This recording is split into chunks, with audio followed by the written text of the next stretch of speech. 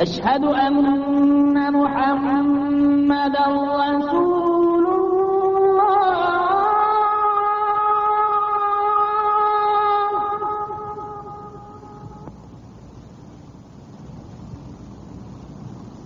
أشهد أن محمدا. Assalamu alaikum. Peace be unto you. We're back for another episode of Islam in Focus. Today we have our 28th program in our series dealing with the sources of Islam.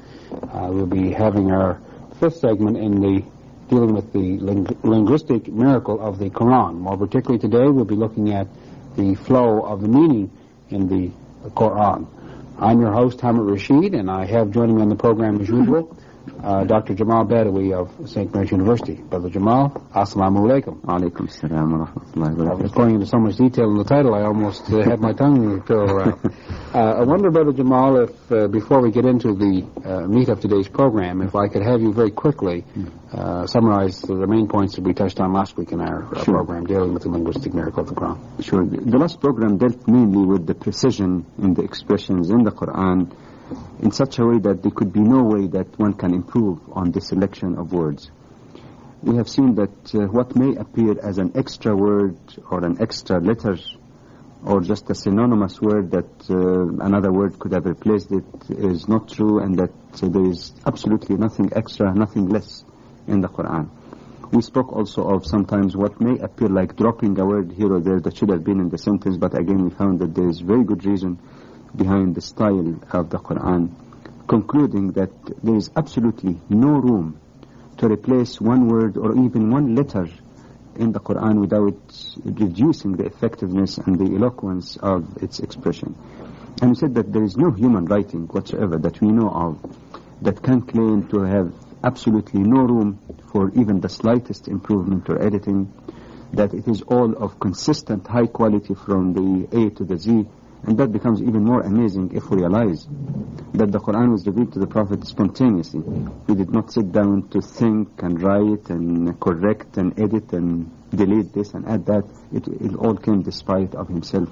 And that shows that the Quran cannot be explained by way of human phenomena. It must really be divine revelation. I wonder if I could have you comment on the apparent lack of symmetry in some of the passages of the Quran. Well, there have been some Orientalists also, and those who are not totally familiar with the Quran, who, for example, point out to the fact that in some cases the passage in the Quran would be using a singular and all of a sudden uses a plural form. A very clear example of this is in Surah 2, in Ayah 257. Allah waliyu alladhina amanu yukhrijuhum min adh-dhulumati ila an-nur. It says Allah is the protector of those who are believers. He brings them from darkness, and the Arabic word here, dhulumat, is a plural. You cannot detect that in the English translation, because in English just say darkness. But the original Arabic word, dhulumat, plural for darkness. So it says God brings them from the darknesses, if you will, to light. Now, many people again would see that, like you indicated, as a sort of lack of symmetry. Why in one case it is plural, the other one it is singular? But if you look at it carefully, we notice that whenever the Quran refers to light, which is a symbol of truth, it always uses the singular. Yes. Why? Because the ultimate truth, only one. Exactly, only one. You can't have two contradictory or different ultimate and final truth. There must be one. So light is referred to in the singular. Whereas darkness, which refers to falsehood, could be of different variety. You know, people would have their own ways and people have different thinking. So if one deviates from the true path of the Creator, he can follow a variety of ways. So darkness actually is more appropriate to express in a plural sense. So this is something, like I said again, where it's a subtle difference that only by reflecting further on the Quran one can discover that every word is put in its proper place. Well, let's turn now to an examination of the flow of the meaning of the Quran. Some writers have claimed that there doesn't seem to be any apparent connection between the various passages of the same surah or chapter in the Quran. Would you shed some light on that issue? Sure, this is a common thing that many Orientals, especially people who write encyclopedias and books that sounds authoritative for the Western reader, but unfortunately they're mistaken. And the basic complaint, like you indicated, they say the Quran deals with a whole variety of diverse subject that doesn't seem to make a consistent whole altogether. And that led some of them to give a number of interpretations, all of which are erroneous. Some writers said that maybe the reason why the Quran deals with so many subjects is to reduce the boredom. So it just talk about topics that do not fit, just so that the reader cannot, does not get too bored because of constancy or monotony of one subject. Others said that it is mainly to keep the rhyme of the Quran, as if the Quran sacrifices the consistency of meaning just to maintain beautiful and varying rhyme, just to make the reader enjoy reading it. The majority of particularly Orientalists has given another reason. They said maybe that lack of apparent consistency or tying between the topics, diverse as they may be, is because not the Prophet himself, but because of his companions after him. That is, when the companions put together or compiled the various parts of the Quran, they just put it in a haphazard manner. Now, Dr. Draz's comment on all of these quote-unquote erroneous explanation, that as far as historical facts that we know, the Quran is today in the exact same order, in the exact same precise covering of the topics as revealed to Prophet Muhammad, peace be upon him, and as he directed the companions to put, and as he himself was directed by the angel of revelation to put it. So in other words, the whole basis for this kind of interpretation is not really well-founded. So that leaves us with only one of two things, if these excuses are not correct historically. Either that it is true that the Quran is lacking in this question of connection between the diversity of topics it deals with, or that those who came up with this conclusion did so in a haste, did not study the Quran in sufficient depth, and try to understand the Quran in its own context, rather than in the context of other conventional books, which I believe to be the case. When you speak of the Quran in its own context, what do you mean? Well, you see, the Quran is a unique book. It is not like any other human-authored book, because it's not human-authored. It's not basically a book of law, even though it contains law. It is not basically a book of science, even though, as we have seen in several previous programs, it includes many statements that science discovered only recently. That's not basically a book of science. This is on chemistry, this is on physics, and this is on geology. It is not basically a book on sociology or political science or economics, even though all of these things are included. If the Quran was like any other human-authored books, then those writers would have been correct, because we are used to say, all right, this book deals with that subject, and then even within that subject, there is one chapter dealing with one aspect, so you finish with that and move on to another one, you don't repeat.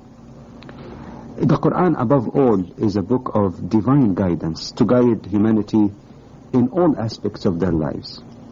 And it's not only just guidance, it's a book also to be read for worship, for moving the heart and moving or stimulating the mind. And imagine somebody reading the one chapter or surah in the Quran dealing with nothing but law, with nothing but economics, and use that in the matter of worship. That's not really the nature and the style of the Quran. As Muhammad Rashid Rida, one of the prominent writers on the Quranic revelation, says that if the Quran were ordered in the way some of those academics or Orientalists think is best, the Quran would have lost its measure and distinctive characteristic as a book to move the heart and to guide the human beings. The other thing that should be remembered also is that many of those Orientalists and critics, they come normally from a Judeo-Christian background, and of course they are more accustomed to the chronology that you find in the Bible, which starts all the way from the story of creation down to the Old Testament prophets, down to the New Testament, to the disciples of Jesus and so on, and their works. And even if they were not necessarily influenced by the style of the Bible, which is basically a chronology of history, they are raised up in an environment which tend to divide life into compartments, separate compartments. This is politics, this is religious, this is moral. So even if they try to be fair in their writing about the Quran, they fail to understand that the Quran and Islam in general does not accept this compartmentalization of human life into these separate compartments. The Quran makes no distinction, essentially, between the nature of worshipping God in terms of basic rites or rituals, or worshipping God in the political arena or social arena or economic aspects. So the morals, the social, the economic, all of them mesh together, they're intermingled. They fail to understand that Islam is basically a complete way of life, and that is reflected in the Quran, trying to harmonize and integrate all these aspects of life in one integrated whole. As a result, you may find that even in a small passage in the Quran, a few verses, the word verse is not quite accurate, but usually people refer to that, in the very small part or portion you find discussion of moral teachings, social organization, stories of the Prophet, but not again stories for the sake of history, but to take certain lesson out of that story. So the main point I'm saying here, what I mean by the Quran's own context, is that one cannot impose another alien framework within which to understand the Quran. One must understand the Quran within its own framework, within its own context, and keeping in mind also both the micro and macro levels of understanding. Well, you use the words micro or macro. Most people, when they hear those terms, think of economics. Perhaps you could explain to us what you mean when you talk about the micro and macro approaches to the understanding of the Quran. Well, it applies to economics and industrial relations and many disciplines. Well, it sounds like a big term, but it's basically simple, really. It refers to looking at something very specific in detail, the micro, or versus something on a larger or more broader framework. But maybe to adopt a little bit or adapt from Dr. Raz with some modification perhaps, he says that if you try to examine a beautiful painting, if you examine it simply by looking at one specific portion, a couple of square inches, you might say, all right, that small part is beautiful. It's nicely designed. It has beautiful colors. But if you just keep focusing on the micro level, on this one small segment of the painting, you might say, I can't see, even though it's beautiful, how does it fit with other beautiful pieces? Mm-hmm. How does it fit with other square inches? The only way that you can appreciate how these parts of the total painting fit together is not to get too close, but to have the macro view, to get back far enough so that you can look at it as a whole. And this way you can appreciate the beauty of it. You can appreciate how the various parts fit together when you take the totality of the painting. The same thing you can apply when you examine a beautifully designed piece of yarn. You can apply it when you look at some kind of arabesque design, mosaic. Again, taking small part doesn't make sense, but you look at it as a whole, then you can get a better perception and better appreciation. Now, I'm not trying to say that we should evaluate the Quran in the same way we evaluate a painting, because these are human-made, the paintings or the yarn, whereas the Quran is basically divine revelation, so we can't make a completely correct analogy.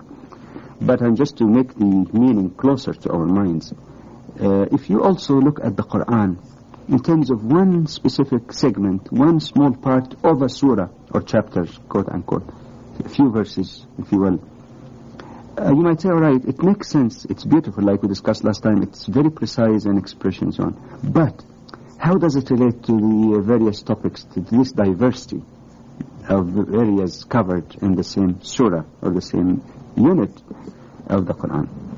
But again, you need to do the same thing. You have to go back a little and examine the entirety of the surah or unit of the Quran. And only then can you see the flow of meaning and how the various parts that otherwise may not look connected, in fact do connect very nicely with each other.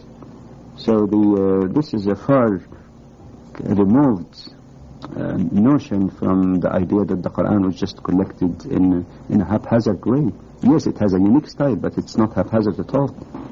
Well, perhaps to assist our viewers and others to more fully appreciate your point, how about an example to illustrate this a little bit further? Well, examples are numerous. In fact, there are volumes on that.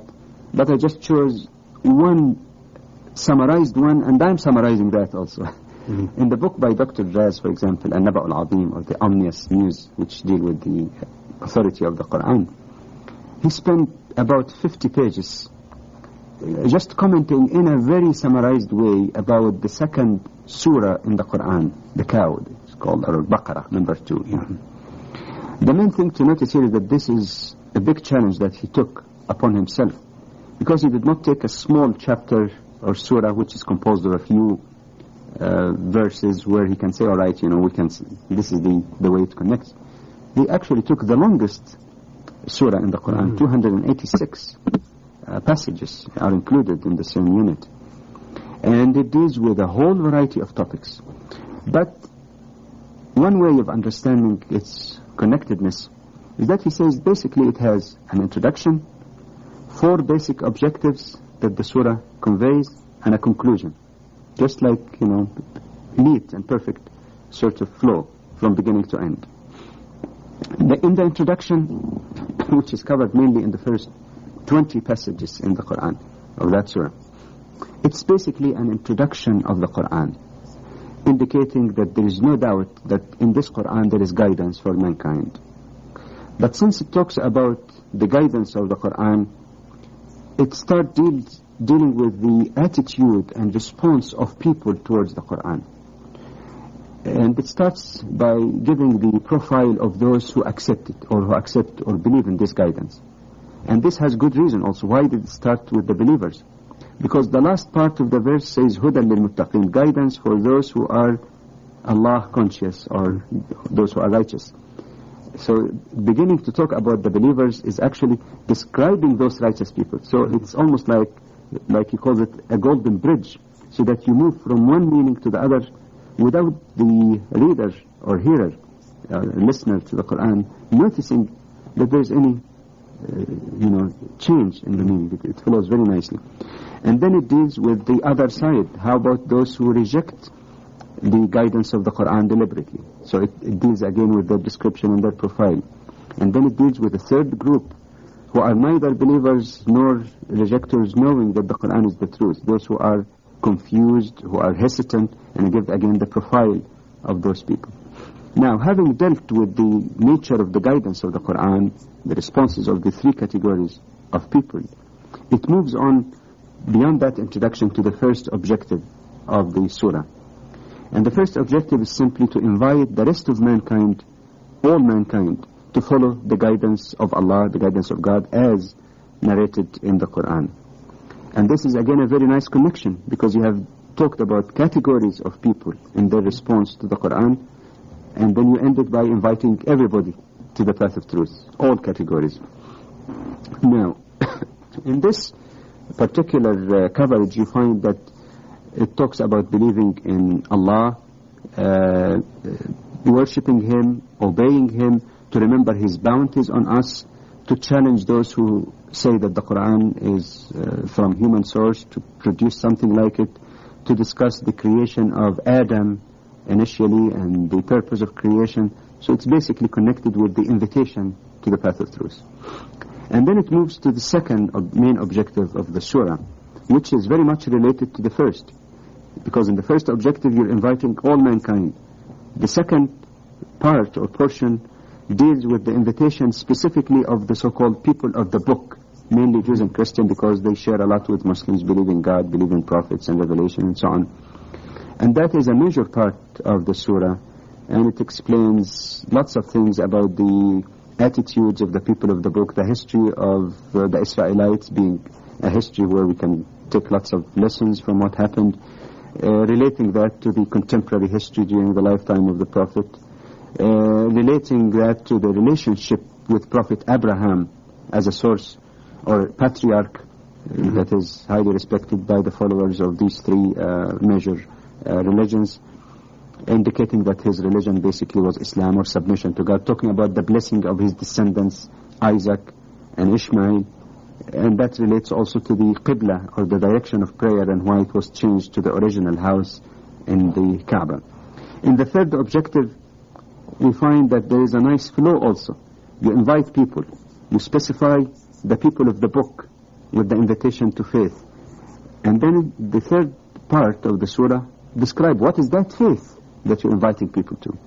And that's a very major part of the surah. The major part of it, in fact, runs perhaps all the way from 163 to 283, indicating the nature of Islam that they are invited to, the belief in Allah as the ultimate authority and sovereign of the universe, certain aspects of lawful and unlawful in food, drink, economic activities, things pertaining to criminal law, inheritance, fasting, pilgrimage, a whole lot of gamut of topics, marriage, marital life.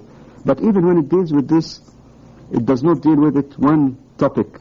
It finishes with fasting and never come back to it, or pilgrimage.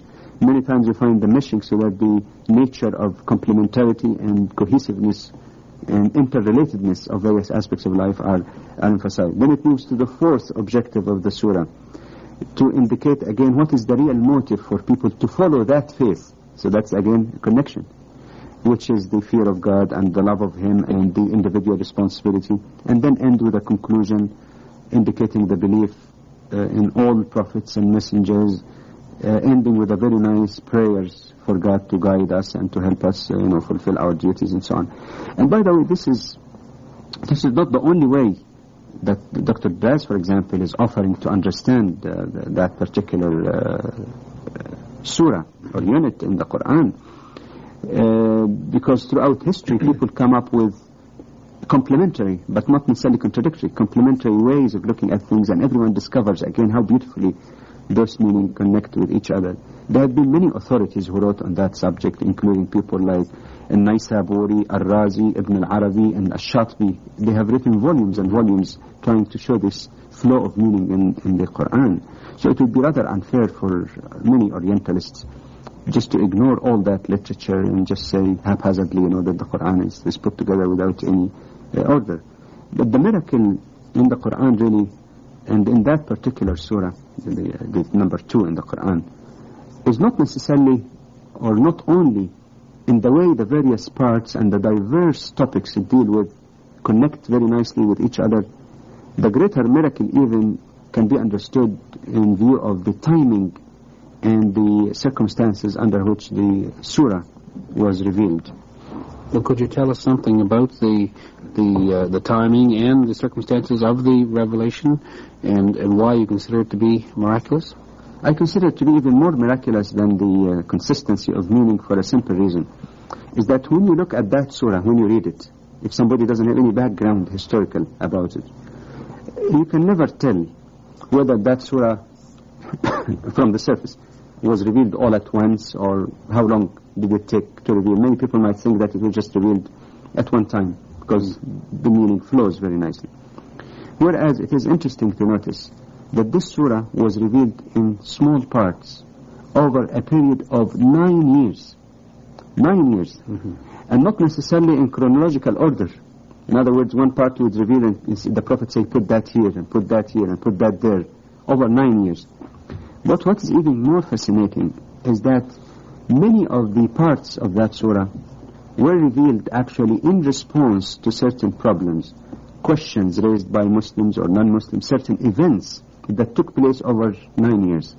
And scholars estimated to come to almost 80 different circumstances.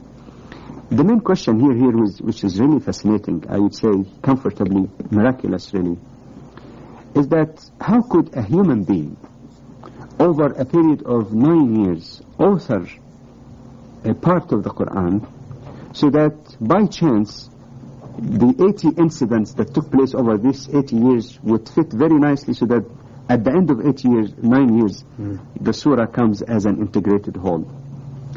It's rather impossible really to assume, even if you say that human being had a computer up in his head, it's very difficult really to put it in that particular precision.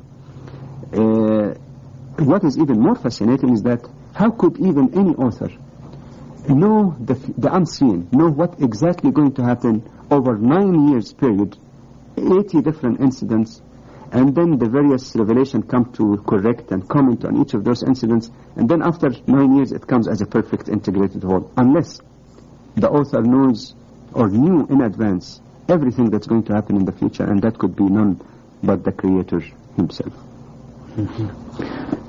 Do the characteristics that we've been discussing today apply as well to the sayings of Prophet Muhammad, peace and blessings be upon him?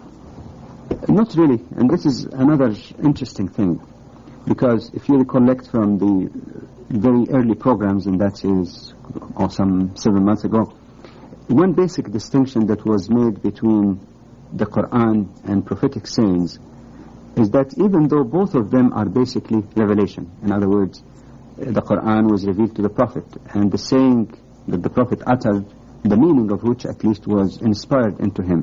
So both of them are based on revelation. But there is something really distinctive and different between Quran and prophetic saying. Because the Quran was revealed to the Prophet as it is, not only in meaning, but in the exact words even that we have today in the Quran. Whereas the saying were just meaning, and he used his own words. And the strange thing again, and that could respond to those who may have any question in mind as to whether the Quran could have had any human authorship, or if the Prophet was the author of the Quran, as some mistakenly assume, that the styles of the Quran and Hadith linguistically are quite different, quite apart, even though both of them were uttered by the Prophet. So by the same token, as Dr. Draz suggests, he said that if you apply the same thing that we're talking about in the Quran on the prophetic sayings, you find that it does not have that characteristic at all. In other words, if you collect the saying of Prophet Muhammad, peace be upon him, with the variety of topics like the Quran it deals with the variety of circumstances in which these sayings were made, just like the Quran, and just put it together in any order you like, it is impossible to come up with something which is as cohesive, as consistent, and as connected as we find in the Quran, which is an actual testimony that the Quran could have never been a product of any human being. There can be no human explanation of the phenomenon of the Quran. Well, I don't know if it's fair to ask you, but in the minute or so that we have remaining on today's program, could you give us another example of the style of Quranic expression? Well, one of those interesting ones, for example, appear in Surah 2, particularly in passages 91 to 94. We wouldn't really have enough time really to go through the details, but you notice here that there are 3 basic objectives or elements in that expression. To advise the Jews, who were particularly the subject of the verse, to believe in the Quran, to narrate the response to that invitation, and then to respond to their reply. And as Dr. Draz analyzed it, like I said, I wish we had more time to go through it, you find that it's quite different from any human writing, because in human writing, when you're blaming someone or criticizing someone, you criticize all the way. If you're praising, you praise all the way. Sometimes you have difficulty in shifting and being very fair and impartial. But you find that they are advised to believe in what Allah has revealed. The word even, what Allah has revealed, did not say, for example, what has been revealed to Prophet Muhammad, because the essence here is that it is divine revelation. It brings to their attention that as you believed in the Torah, which was revealed from God, you should also believe in the Quran, because it also was revealed from God. It gives a very logical reason, because it confirms what remained intact in your Torah. And you could go on and on analyzing words the expression, how it's put, how no other words could have expressed the same meaning. It shows again that both the precision of the expression as well as the flow of meaning is something that's really unique. All it requires is a fair and in-depth analysis before we come to conclusions like many writers that the Quran was collected haphazardly. The only haphazard really is their methodology in understanding the Quran. Indeed. Well, perhaps we'll have some time in a later program to go into more detail than we've had time for in today's program. We want to thank you for watching. Assalamu alaikum. Peace be unto you.